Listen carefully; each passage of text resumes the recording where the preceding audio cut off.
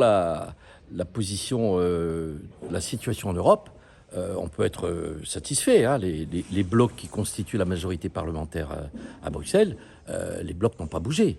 Et le bloc PPE, Social et Démocratie et Renew, c'est le parti de Renaissance, est resté grosso modo à la même hauteur, un peu plus de 400 sièges. Donc il a la majorité et cela s'est stabilisé. Donc de quoi espérer sur les questions d'immigration, de la défense, la sécurité, de quoi l'agriculture, de quoi espérer que nous sommes sur le bon chemin. Et là, je suis apaisé. Et par ailleurs, l'extrême droite, vous avez vu, n'a pas cassé des briques, puisqu'elle est passée de 160 sièges à 180, 200 sièges. Bon, ça c'est une réalité.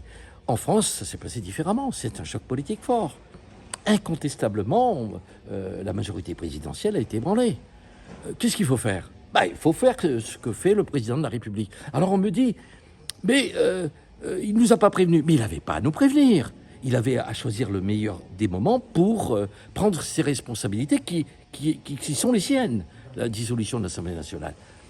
Il était avéré que depuis 2023, les choses se dégradaient et que le LR était inaccessible pour constituer un apport complémentaire aux fins de trouver une majorité absolue. Dont acte. Il a pris acte, les choses étaient en train de se totalement dériver, et la violence, l'obstruction systématique ayant été au rendez-vous, le président a évité à la France simplement une guerre de tranchées de 3 ans. C'est tout. Alors maintenant que ça surprenne, et s'il avait dit ça avant, vous imaginez le trouble que ça aurait causé dans le débat politique.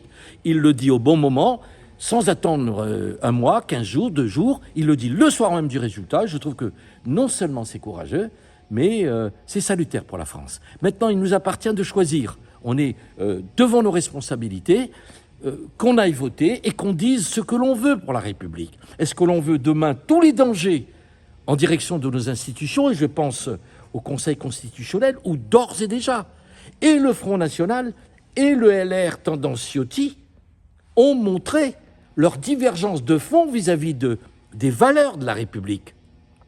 Quand le RN et le LR disent à l'adresse du Conseil constitutionnel « Vous faites de la politique », mais messieurs, le général de Gaulle se retourne dans sa tombe. Tout ce que les républicains ont constitué en France s'effondre, s'écroule. Et là, on a à réagir. Le sursaut, c'est maintenant. C'est dire aux républicains, aux sociaux-démocrates, aux progressistes, et ils ont leur place dans la République. Il faut qu'on construise une France apaisée. C'est comme ça qu'on s'en sortira. Alors, je conclue en vous disant, est-ce qu'on peut mieux faire ? Mais bien sûr qu'on peut mieux faire, mais à une seule condition, c'est qu'on soit dans la clarté, la transparence et la responsabilité. On dit des engagements et on les tient. On respecte le citoyen. Et il faut qu'on rétablisse un mot magique pour moi, la confiance. La confiance. Sans confiance, il n'y aura pas d'avenir, ni localement à La Réunion, ni dans notre belle France. Il y aura des candidats à majorité présidentielle aux législatives ici à La Réunion. Et quelle sera la stratégie ? J'en rêve tous les jours. J'en rêve tous les jours. Mais c'est pas à vous que je vais dire que c'est difficile. Vous le savez déjà. Nous, on a un an d'âge. Même pas un an d'âge. Voilà ce qui nous tombe sur la tête. C'est beaucoup.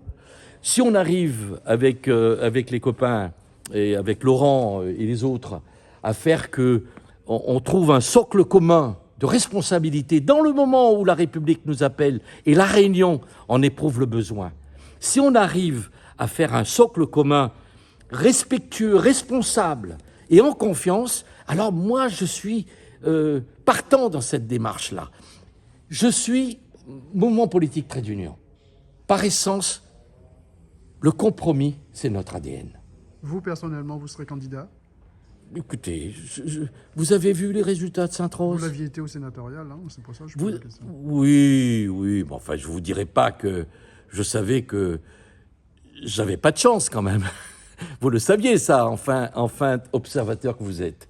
Mais bon, j'ai assumé parce que en politique, vous avez toujours la possibilité de faire d'un rendez-vous électoral une tribune pour exposer vos idées. C'est ça aussi, la démocratie. C'en était une de tribune sur les sénatoriales.